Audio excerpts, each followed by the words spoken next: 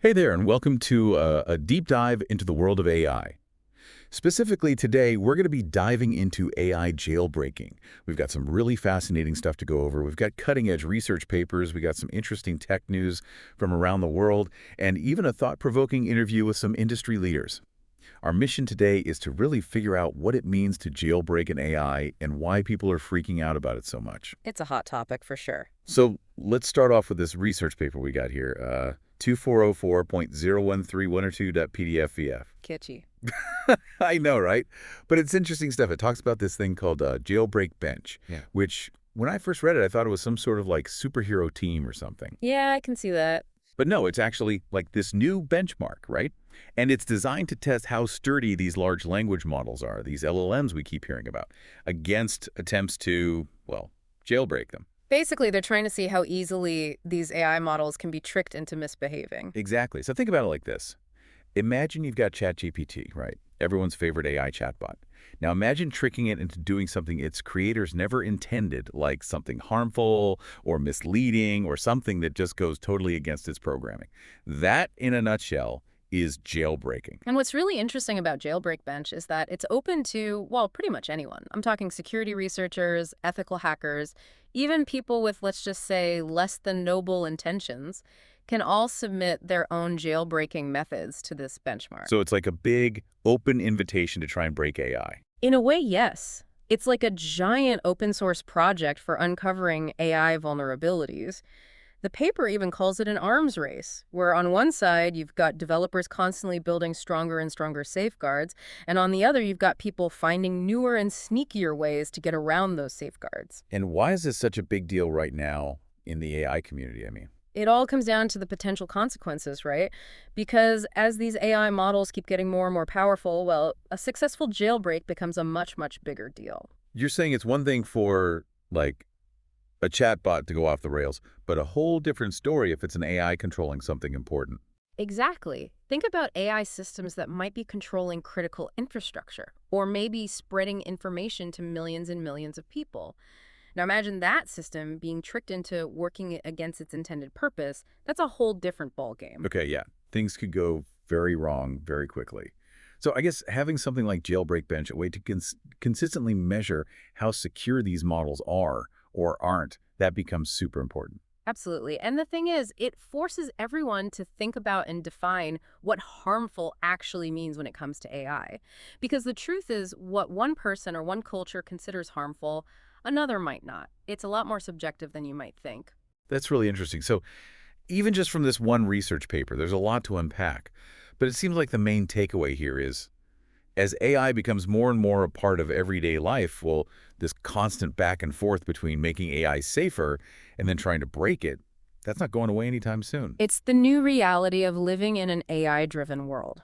And speaking of shaking things up in the world of AI, let's move over to some pretty big news coming out of China. Yeah, this is a big one.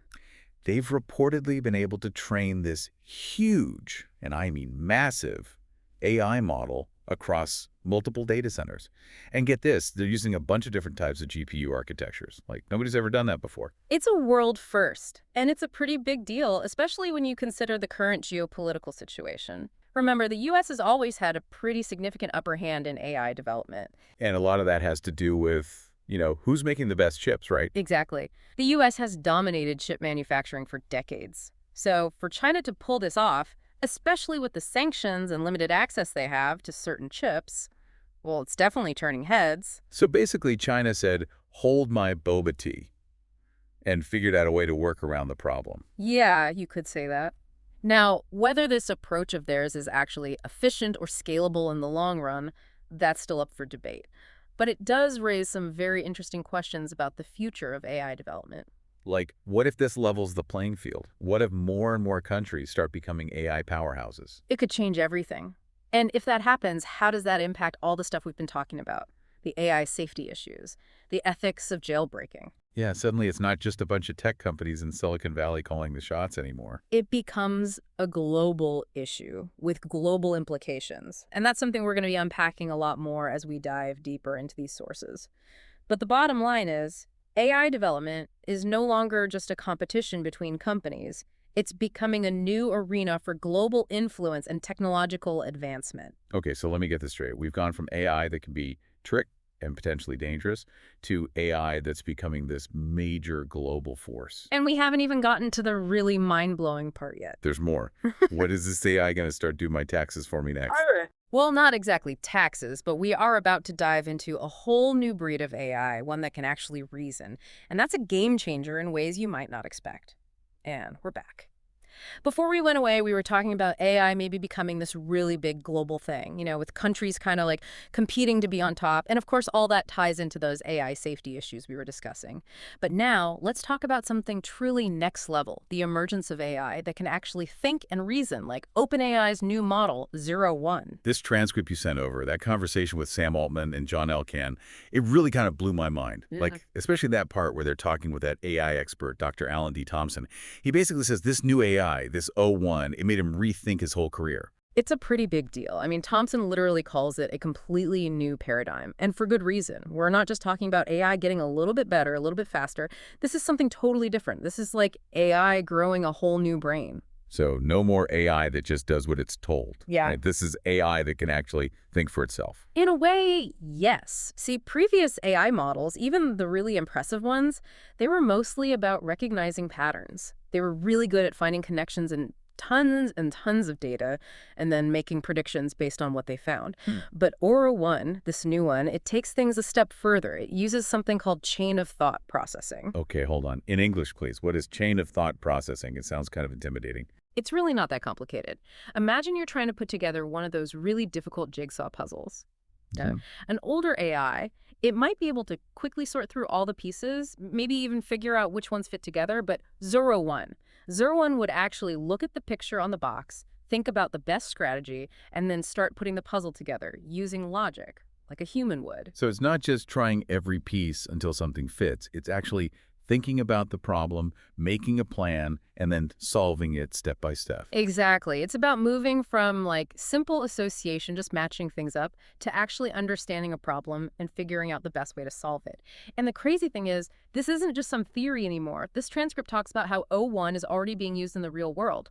Like, even companies like Ferrari are using it for design work. Ferrari, the car company.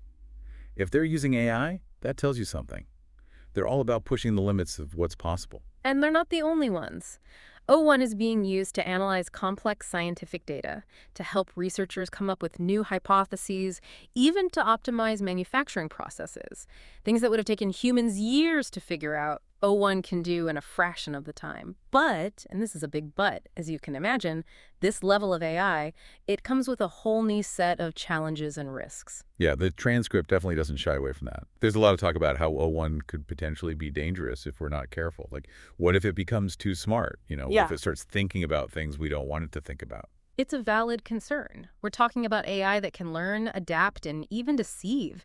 And that's why research into AI safety, making sure these systems are aligned with our values and goals, that's more important than ever. Okay, so we've gone from AI that can be tricked to AI that's becoming a global superpower to AI that can basically outthink us in a lot of ways. This is getting intense. And we're not done yet. There's another crucial piece of the puzzle we need to talk about, the energy it takes to run these massive AI systems. Oh, right. I mean, all that thinking and processing power, it's got to be pulling some serious juice from the grid, right? You have no idea. And that brings us to a rather interesting statement from Sam Altman in the transcript. He's got some pretty strong opinions about this whole degrowth movement. Oh, you mean when he goes on that rant about how degrowth is a terrible idea? For those who haven't heard that word before, it basically means slowing down the economy on purpose to try and save the environment. And Altman, being a tech optimist through and through, really hates that idea. He thinks it's short-sighted and potentially even harmful, especially when you consider how AI could be used to solve some of the world's biggest problems. He makes a good point.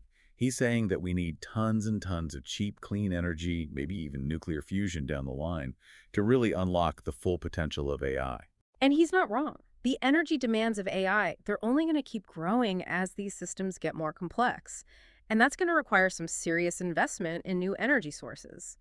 It's actually pretty amazing when you think about it. We've got this technology, AI, that could help us solve climate change, cure diseases, maybe even explore the stars. But to do that, we need a ton of energy, which could actually make climate change worse if we're not careful. It's a real catch-22.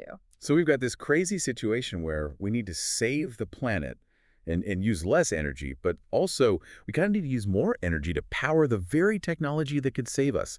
It's like a riddle wrapped in a mystery inside an enigma. It's complicated, that's for sure. But it's something we need to be talking about, debating, and figuring out solutions for because AI isn't going away anytime soon. We've covered so much ground already. And it's clear that AI is no longer just a thing of the future. It's here, it's changing everything, and it's only going to get more powerful from here on out. And that's what makes this conversation so important. It's not just about understanding the tech, it's about understanding what it means to be human in an age of intelligent machines. So with all that said, where does the average person fit into all of this? We were not all going to be AI programmers or tech CEOs, right? What can regular people do to prepare for this AI-powered future that's barreling towards us at warp speed? That's the million-dollar question. And luckily, we've got some thoughts on that too. But for that, we'll have to take a quick break and come back for our final thoughts. Stay tuned.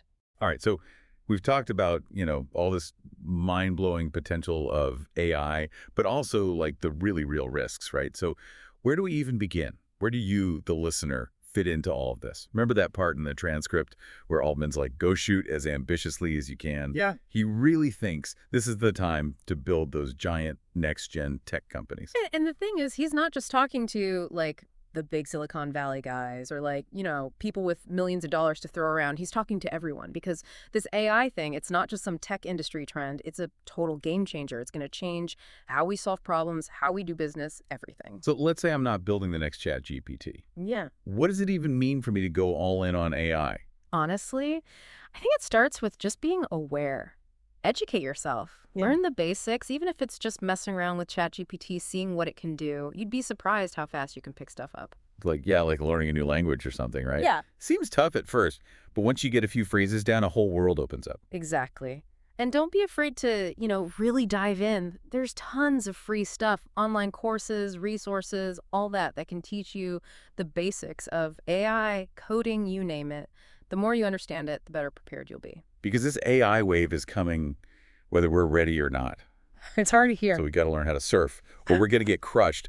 You've been saying all along, this is a big moment in history. Yeah. But it's easy to feel kind of small, Like what can one person really do? My advice, start small. Don't try to learn everything about AI all at once. Just pick one thing, something that interests you, something you're good at, and see how AI fits in. Find your niche, yeah. Like, let's say you're into healthcare. Look into how AI is being used to diagnose diseases earlier or personalize treatment plans. Or maybe you're a finance person to dive into algorithmic trading. See how AI is changing the stock market. And the cool thing is, those niches, those opportunities, they're changing all the time, right? AI is a moving target, which is exciting. It means there's always something new to learn, a new challenge to tackle. Remember how we started this whole thing talking about jailbreaking AI, about pushing the limits of what these systems can do? Well, I think the biggest takeaway for me is this.